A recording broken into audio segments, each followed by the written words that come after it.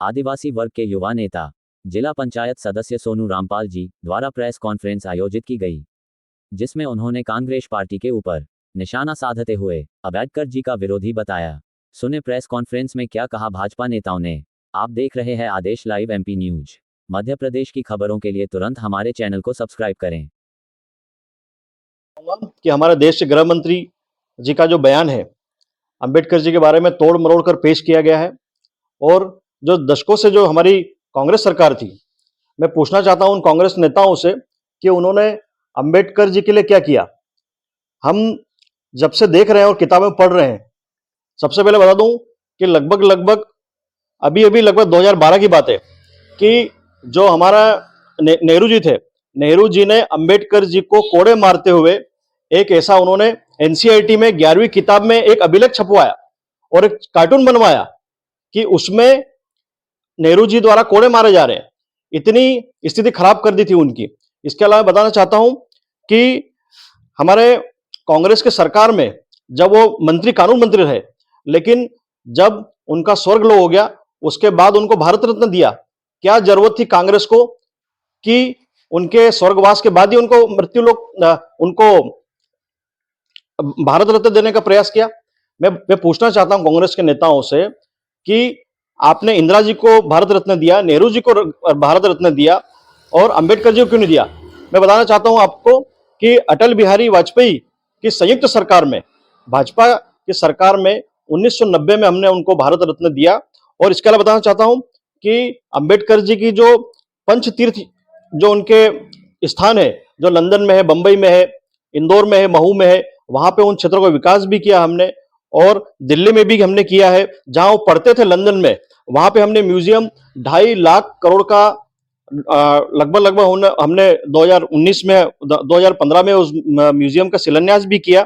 इसके अलावा बताना चाहता हूं कि नरेंद्र मोदी ने 26 नवंबर को संविधान दिवस घोषित किया। यह भाजपा सरकार ने किया, न कि कांग्रेस सरकार ने।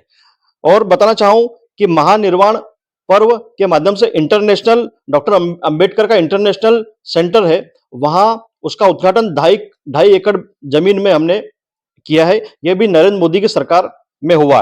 मैं आपको बताना चाहता हूं कि राजीव जी जब उस समय सरकार में थे, तब उन्होंने सबसे लंबा भाषण आरक्षण विरोधी दिया, जबकि बाबा साहेब के विचार आरक्षण से संबंधित थे। उन्होंने हमारे आदिवासी, गरीब, एसटी, ओबीसी और सभी समाज को समाहित करके लोकतंत्र को मजबूत कैसे बनाए, इस पे काम किया। लेकिन कांग्रेस ने कभी भी आरक्षण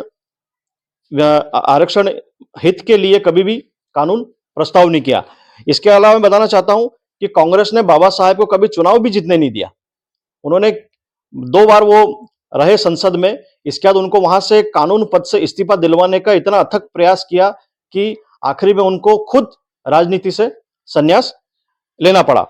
मैं बताना चाहूं कि बाबा साहेब की जो विचारधाराएं थी, लोकतंत्र को कैसे मजबूत किया जाए और कैसे उनकी जो मूल जो लोकतंत्र की जो अपनी जो विचारधाराएं या मार्गदर्शन, उनको हम कैसे जनता के साथ, जनता के बीच में पहुंचाएं, वो काम हमारी भारतीय जनता पार्टी की सरकार ने किया है। और कहीं ना कहीं योजनाओं के साथ उनका क्रियान्वयन कर हमारे उन गरीब वर्गों के लोगों को उठाने का काम किया है। मैं बताना चाहता हूं कि बाबा साहब को मंत्रिमंडल में जब थे तो वहां से भी उनको हटाने का अथक प्रयास किया उन्होंने, ये कांग्रेस ने किया।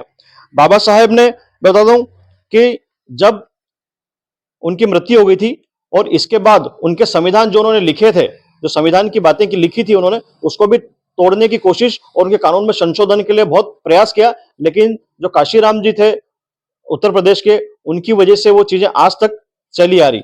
मैं आपको और बताना चाहता हूं कि कानून पद के जब वो मंत्रिमंडल में जब वो कानून पद का उनका दायित्व था, तब उनसे जबरदस्ती उनसे इस्तीफा भी दिलवाया गया।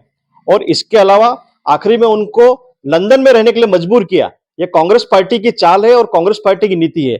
और आखिरी में जाके मैं आपको बता दूं, इतनी स्थिति खराब आ गई थी कि उनको आखिरी में अपना धर्म भी स्वयं परिवर्तन करना पड़ा।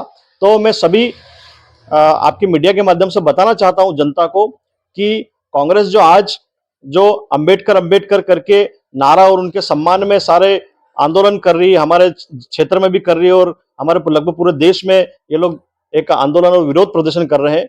मैं पूछना चाहूंगा कि कांग्रेस की जो सरकारों ने पूर्वोत्तर में क्या हमें हमारे अंबेडकर जी के साथ क्या किया और आज भारतीय जनता पार्टी कहीं न कहीं उनके विचारों, उनके मूल उद्देश्यों और संविधान के अधिकारों की रक्षा करते हुए आज भी हम लगत जब से भारतीय जनता पार्टी नेतृत्व में आई है और आज तक उनके विचारों का, उनके आरक्षण संबंधित अधिकारों का पूरा-पूरा पालन किया जा रहा है और पूरे देश को यही संदेश देना चाहते हैं कि कांग्रेस की नीति वाकई में हमारे देश और हमारे गरीब तबके और एसटी, एससी, ओबीसी सभी प्रकार के वर्गों के लोगों के लिए मानसिकता उनकी बहुत खराब थी और कहीं न कहीं भाजपा, मैं आपको बता दूं कि उन्हीं सभी काम को लेकर आज देश में विकास की ओर आगे बढ़ रही है।